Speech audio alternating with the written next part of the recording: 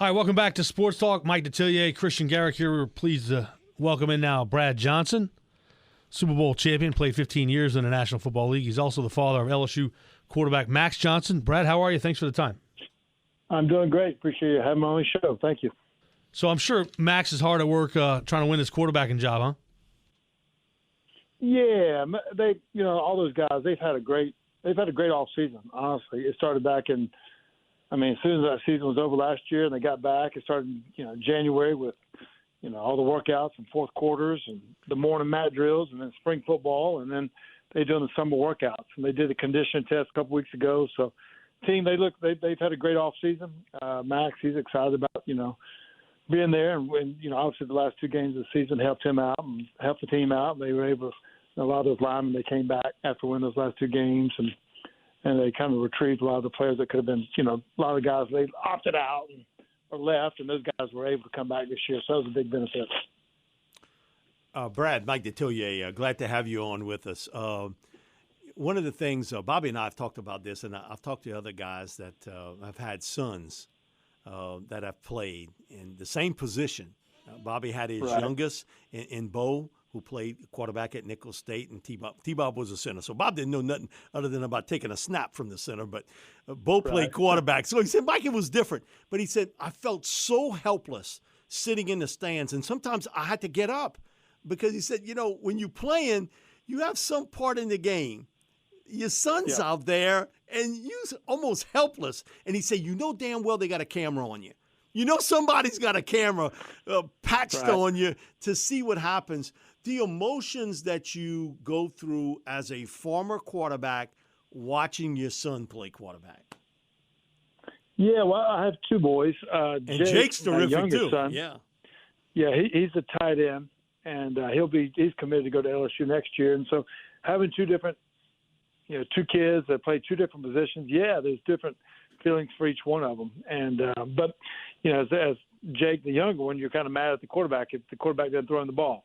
So, it's different. It's different for each kid. But obviously with Max, he's a quarterback. I'm a quarterback. I've helped coach him since he's been out of the womb, and coached all those youth teams and middle school teams and high school teams, and so we've been spent a lot of time together. But when you're sitting in the stands, you can't yell, look out. You can't say yell and throw this dude, and But it's what you signed up for. As a parent, you got to sit up there and you got to take the good, the bad. You enjoy your popcorn, but at the end of the day, you want to support the team, support your kid, and that's all you can do. But you just as far as the cameras and those kind of things, that's out of your control. So you just want to be yourself no matter what. Brad, you mentioned you coached Max coming up through the years. Was it a little different in terms of the footwork because he's a lefty? You had to familiarize yourself with the steps? Not at all. Not at all. It's interesting. Like when we throw with each other, like warming up, it's like looking in a mirror. So it actually, we very resemble each other in a weird way. And so like dropping back, what I've learned about lefties is whether you're teaching a kid that's it's unfortunate for lefties in a certain degree. Like say a kid's trying out for middle school or high school basketball and they're doing warm-ups. Well, what do? They always do layups from the right-handed side, And so actually when I had teams, I had 6 left-handed kids and 6 right-handed kids. And so one day we started with the right, the next day we start with the left and alternate the days. And so with Max and any lefties or a baseball hitter, what I've learned is don't ever show them something that looks bad because they're used to copying it in their mind or learning it, and they're quick learners. So show them the right way, even if it's right-handed, show them something that looks good. If you show them something awkward, if I'm trying to do it left-handed, it looks awkward, they become awkward. So, everything I've done it my right-handed side, and he reverses it and does his left-handed side. So that's really pretty easy. But for teachers and coaches, teach them the right way. Don't try to show them something that looks awkward. Brad, I talked to Max, and one of the things he was telling me is, listen, man, my dad's been so great with me and working with me on technique and kind of what to look for and the timing and everything else. All my football skills came from my dad, but my running skills came from my mom. Right. He was like, my mom's got some athletic talent. A lot of people don't know about that. But he said, man, my movement skills, I think, came more from that genetic side of my mom than my dad. Right. Yeah, no doubt. I mean, I don't know if I was ever fleet of foot myself, but no, Nikki, my wife, she played college volleyball at South Florida, and she's athletic, and I give her a lot of credit too. She was out in the backyard playing with the kids all the time too, whether it's two square or jumping rope or shooting baskets with them. So she's very active with them all growing up. But definitely, I think they kind of get the genetics, a little bit of both. With Jake playing a position today, we've just done a couple of camps here in South Louisiana. That wide receiver flex tight end position now is the glamour spot. Every really talented kid today, that's where he wants to play. He wants to be a receiver or flex tight end. Kind of tell everybody who hasn't seen Jake the strengths of him as a player, and certainly with that size, he's a mismatch downfield and his athleticism. But if somebody hasn't seen Jake play, a little bit about his skill set. Yeah, Jake's 6'5.5", 6'6". Really, really, really good hands. Catching a ball it's a gift, it's an art, it's something that you work at. Now, we just got off the field 30 minutes ago ourselves, so just doing the same thing. But he catches the ball, he tracks the ball really, really well. Always, in the backyard, he always had a quarterback to play with. Always had a good quarterback to play with growing up with Max, and then he actually played with another kid named Brock Vandegrift, who's actually they played together for a couple years too. He's actually headed to Georgia, so he's there now. But Jake, he's been he can flex him out a receiver. He's now more of a flex tight end, so he'll be an inline tight end, and you can put him in the slot and put him out wide, and then that's where defenses have to choose. Are they going to bring in the nickel and play him with a nickel DB, or they're going to play him with a linebacker once you flex him out? And so once you flex a guy out, you can tell if you're in man or zone. You start getting your man zone plays, and there you go, start getting your audibles. So he's a kid. He loves to play football. Great kid, and excited to be a Tiger. So he was at LSU's camp a couple weeks ago, and just but he's really, he just loves to play. He loves being taught and coached. And I think with Coach Pete's coming there as the offensive coordinator, he had a big impact on Jake. Jake was not going to LSU. I'll be honest with you. He was gone. And so with Pete's coming there, that made a big impact on him as far as him fitting into that system and wanting to be a Tiger. Brad Johnson, Super Bowl champion, played 15 years in the NFL. Also the father of LSU quarterback Max Johnson. And Brad, what do you think of the name, image, and likeness? It's a week old now in college athletics. Man, I can't get my hands around it. I'm all for people making money. I am. It's awesome. If you can be an entrepreneur and do your own thing, I think it's great. The question marks. You got a lot. It's. I don't think anybody knows right now, honestly, how this thing's going to play out. That's scary. It's scary. And so you got your Instagram followers, you got your Twitter followers, you got your TikTok followers, and how many people are, what's your worth besides just being a player? And I think what I always tell people, be great at your craft. Be a great football player. Be a great basketball player. Be a great baseball player. And then, the pro sports, they'll tell you how good you are, but that's the old way. Now you're into making money, and you're going to go, am I doing a commercial, or am I standing in front of a restaurant holding up, burger and fries? Am I down here trying to sell my merchandise? Am I, what I mean? Am I hitting out Instagram? Am I going to send out, hits on Instagram? I don't know. I don't know how coaches keep up with it. I don't know how players keep up with it. It's going to be interesting. I probably just need to let the smoke clear and see how it all plays out. And you worry about players. Do they get jealous with each other? I got this. Yeah, I got this. And I'm also going man, be great at your craft. Know what you signed up for when you went to college, and hopefully win your conference championship, win a national championship. That's what it should be about. But hopefully it works out for everybody. We'll see. Thing about it, Brad, even older people are jealous. Somebody's making more money than me. You've been on teams where guys are a little upset. Maybe somebody's making more money than I am. And so now it's trickled down into the college, it's not going to be long. We're going to see it in the high school, the same sort of thing. We can see the genie's out of the bottle. You talked about Pete's and his influence, certainly on Jake going to LSU. What was the one guy in your career had the biggest influence on you? Wow. I mean, I was so blessed to have so many coaches. At Florida State, it was Mark Richt, who's now my brother-in-law, became head coach at Georgia, Miami, and I had Bobby Bowden. And, I remember the guy that first drafted me, Jack Burns. He took a chance on me. No one even, knew who I was coming out of college. And he recruited me in high school. And then there's Brian Billick and John Gruden, Norv Turner, Tony Dungy. I mean, the list goes on, So I don't really know if there's one particular person like that. Obviously, my parents had a big, big part in my career, just being there for me at all times. So, but listen, I had some of the greatest coaches in pro football. So I kind of listed a bunch of names. I can't really specifically tell you one. You got any good Gruden stories? Some that you can tell on air? Yeah, we'll tell some, say some, don't tell it all, That's it. But, man, Gruden was awesome. He was awesome to play for. And I remember kind of the question you asked, but really, he said, Brad, when I first got there, he's like, we're going to win a Super Bowl. We're going to win it this year, and we're going to declare war on our defense of Warren Sapp and John Lynch and Derek Brooks and Simeon Rice and Rondé Barber. And we're going to call U shift to green left west F short spike to U Banana Z over heads up for 359 smoke. And we're going to call blast off the Joker right X short 22X drive half back burst. How are they going to stop that? And so I just remember it was a lot of information. You call those plays out and you deal with it, but we really got along great. We have a great friendship till this day.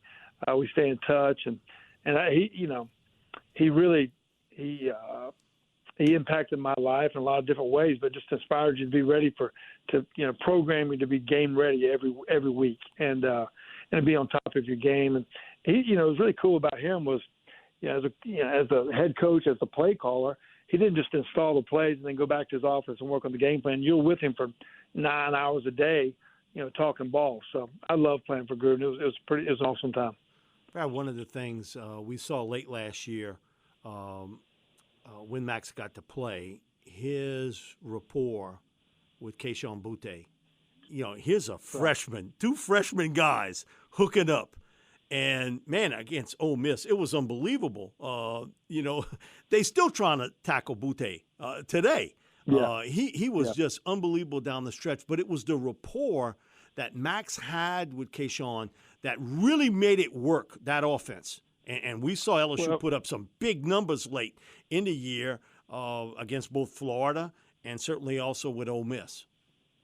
Yeah, and so one of the greatest things I asked Max after the game, they scored 52 points that day and won in the rain. And I said, did you know he had that many catches? I think he had 15 catches for 300 yards, he said, no, I didn't. I had no clue he had that many catches. I was just reading the coverage. So whoever was open, I was throwing them the ball. And so a lot of things were designed for Keyshawn that day. And, Max, he loves those guys. Just they work hard together. They've grown together as freshmen and going together this year. So it's awesome. I know they put in the work for this year, but really I think it's just that trust and dependability of where you're going to be, and then guys can make plays, and some guys make them play better plays than others. So it's going to be a fun year for all those guys.